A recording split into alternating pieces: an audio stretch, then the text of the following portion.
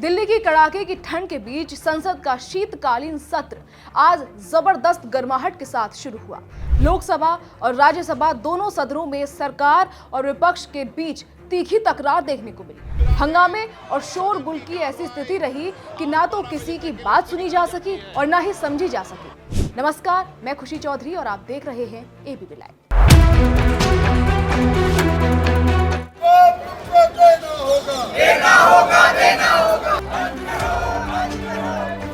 ये अनुमान तो पहले से था कि सत्र में सरकार और विपक्ष के बीच टकराव निश्चित है, लेकिन जैसे ही सदन की कार्यवाही शुरू हुई, विवाद भी उसी क्षण शुरू हो जाएगा, इसकी कल्पना कम थी।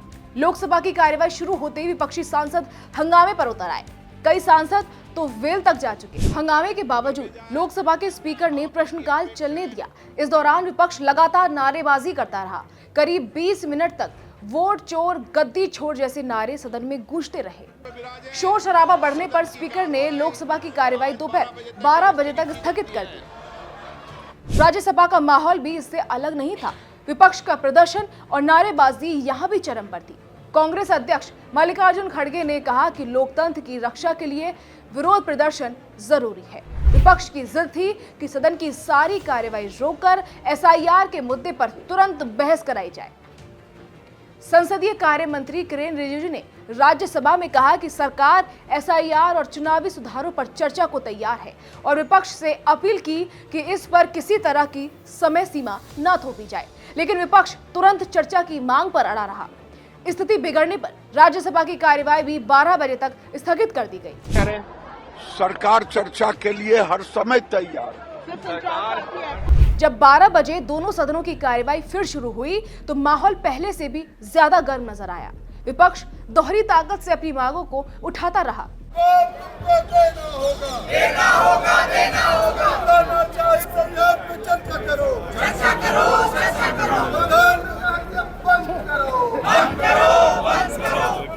विपक्ष ने न सिर्फ एसआईआर बल्कि सारथी मोबाइल ऐप को लेकर भी सरकार को घेरा। विपक्ष का आरोप है कि ऐप अनिवार्य सरकार नागरिकों की जासूसी करना चाहती है और उन पर निगरानी रखने की कोशिश कर रही है।